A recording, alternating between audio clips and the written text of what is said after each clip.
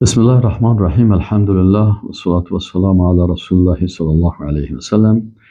دوستان عزیز، در درس 11 ما شما اسم العزیز الله سبحانه و تعالی را خواندیم و نوبت میرسه به این که ببینیم که رسول الله صلی الله علیه و سلم اسم العزیز الله سبحانه و تعالی را چه قسم بر ما شما معرفی میکنه. اول رسول الله صلی الله علیه و سلم این قسم معرفی میکنه که العزیز ذات غالب و عزتمند است که به عزتش سوگند میشه. عن امام حاکم نیشاپوری به کتابش به نام المستدرک علی الصحیحین روایت میکنه عن ابی سعید رضی الله عنه ان رسول الله صلی الله علیه و سلم قال إن الشيطان قال وعزتك يا رب لا أبرح أغوي عبادك ما دامت أرواحهم في أجسادهم. فقال الرب تبارك وتعالى وعزتي وجلالي لا أزل أغفر لهم ما استغفروني. هذا حديث صحيح الإسناد ولم يخرجاه تعلیق الذهبی فی التلخیص. این حدیث صحیح است. امام الذهبی هم یه حدیث صحیح گفته است. ابی سعید خدری رضی الله عنه میگه که رسول الله صلی الله علیه و سلم فرمود که ان الشیطان قال، میگه شیطان گفت و عزتک، قسم است به عزت تو. شیطان خوب میفهمید، لکن شیطان با وجود از که الله را مشناخت ولی نافرمانی کرد. مغضوب و ملعون همین قسم می باشه که علم می داشته باشه، لکن سبحان الله توفیق ایمان از او گرفته میشه. الله متعال ما و شما را استقامت و توفیق در ایمان نصیب کنه و استقامت در ایمان نصیب بکنه.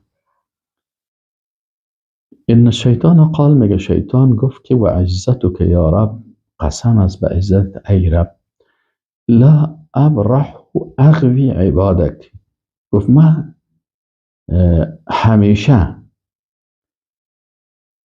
دوامدار، اما مازاله و مابرحه که ما شما در نحو خواندیم به معنای همیشه هست، یعنی لا ابرح یعنی همیشه هم من کوشش میکنم که اغوا بکنم، گمراه بکنم عبادک، بنده هایت را، مادامت ارواحهم فی اجسادهم، تا زمانی که روحشان در جسدشان است. لا اله الا الله. چقدر خبیث است شیطان، اعوذ بالله من الشیطان الرجیم. میگه شیطان قسم خورده که تا وقتی که این بنده زنده هست من کوشش میکنم که این را من گمراه بسازم. یعنی ما و شما بسیار در فتنه هستیم، الله از فتنه ها خلاص بکنه و شیطان هم در کمین است. و اینه گفته و الله سبحانه و تعالی بیان میکنه.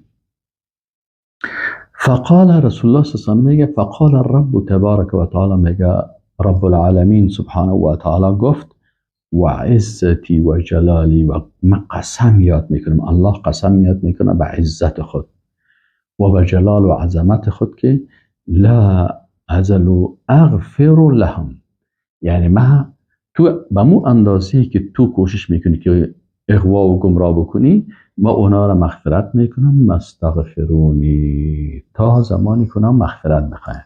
قدر تو کوشش کنی گمراهش کنی، اگر از پیشش لغزش شد، اشتباه شد، استغفار کرد، پس مورد مغفرت میکنم. این رحمت ذات ذوالجلال است. نستغفر الله و نتوب الیه، استغفر الله و نتوب الیه. دوم رسول الله صلی الله علیه و سلم میگه که العزیز ذات غالب و عزتمند است که عزت و غلبه مثل پاجامه برش است، مثل پاجامه برش است. و اگر کسی در این مسئله منازعه بکنه و مخالفت بکنه و بخواه که اما قسم خدا نشان بده که من با عزت هستم، تکبر بکنه، او مخلوق الله متعال ذلیل میسازه. امام مسلم رحمه الله در صحیح مسلم روایت میکنه،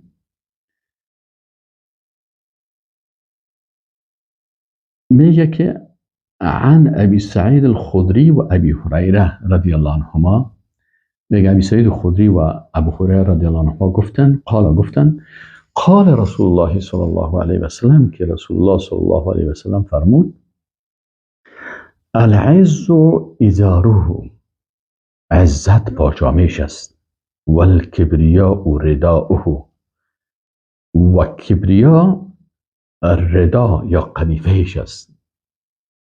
انال پاجامه و قدیفه که معنایش میفهمیم، لکن اینجا چون به الله نسبت داده شده، به او شکلی که به جلال و عظمت الله شایسته است. البته غیب است، ما نمیفهمیم. الله عز ازاره و الکبریاء رداؤه فمن ینازعنی عذبته. هر کسی که، یعنی الله سبحانه و تعالی میگه که اگر کسی در این منازعه بکنه، یعنی این دو صفتی که شایسته الله هست و برای مخلوق نباید مخلوق در او خود مشابه با خالق بسازه و خود منازعه با خالق بکنه، مثل که فرعون تکبر میکرد و مثلا هامان و نمرود و ابو جهل اینا. اینجا است که الله متعال میگه عذبته، کسی که منازعه بکنه او را عذاب میکنه. علامه یحیی ابن السلام قیروانی میگه که العزیز الذی ذلت له الخلائق، عزیز ذات هست که مخلوقات بر از او ذلیل شده و تسلیم شده. پس الله سبحانه و تعالی ذات عزیز و غالب هست که با عزت و جمال و جلال از او سوگند یاد میشه، و الله سبحانه و تعالی ذات با عظمت است که تمامی مخلوقات